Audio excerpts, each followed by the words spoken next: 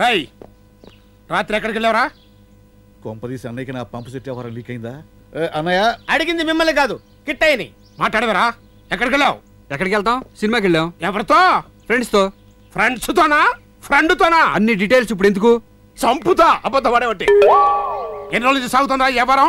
ఏ వ్యవహారం? సినిమా వ్యవహారం. చాలా కాలం నుంచి వెళ్తున్నాం సెకండ్ షోలకి. వెళ్ళకూడదా? విన్నావంటే విన్నావా? ఏం మాట్లాడుతున్నా నీ ఏదో కొడుకు? రాయ్ ఆఖరిసారిగా చెప్తున్నా, ఇంకొకసారి ఆళ్లతో కలిసి నువ్వు సినిమాకి వెళ్ళావంటే నాకు తలకొరి పెడతానికి కొడుకోలేడు అనుకుంటా.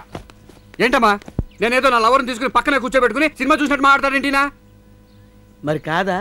ఆయన ఎందుకు చెప్తున్నారో అర్థం చేసుకోరా. నాకేం అర్థం కావట్లేదు మీరేం మాట్లాడుతున్నారో. అమ్మా సీతమ్మ, నువ్వు అలా సినిమాకి వెళ్ళటం మాకేం నచ్చలేదమ్మా. డాడీని అడిగే కదా వెళ్ళాను మావయ్య. నువ్వు నన్ను అడిగే వెళ్ళావమ్మా, కానీ వాడితో వెళ్ళొద్దని. వద్దు, నా చేతి తిట్టించుకోవద్దు. సీతమ్మ, నువ్వు కావాలంటే ఇంట్లో ఒక థియేటర్ కట్టిస్తాను చూడు, బయటకు మాత్రం వెళ్ళొద్దు. ఏంటత్తయ్య డాడీ, నే వెళ్ళింది లావణ్య వాళ్ళతోనే కదా. ఏదో మగాళ్లతో వెళ్ళి కూర్చొని చూసినట్లు మాట్లాడతారేంటి?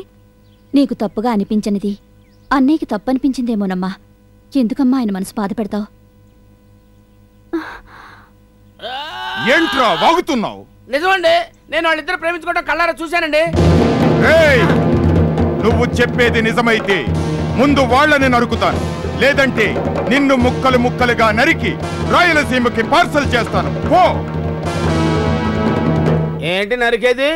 అవతల బ్లాక్లో కూడా ఉన్నాడు, ఆడు పవర్ఫుల్లే. ఆడి దగ్గరికి వెళ్ళి ఎడతాను ఫిట్టింగ్. నాలుక తక్కువస్తాను రే. ఆడెవడనుకున్నావు? నా తమ్ముడి కొడుకు. వాళ్ళ ఉన్నది కూడా నా రక్తమేరా. ఈ సూరపలేని వాళ్ళకి పగవాడు కనిపిస్తే నరకటమే కాని ప్రేమించటాలుండవురా. వీళ్ళేంటండి బాబు, మ్యాటర్ చెప్పగానే జైలు గోడలు బద్దలు కొట్టుకుని బయటకు వస్తారనుకుంటే అమ్మా నాటికి బద్దలు కొట్టారండి.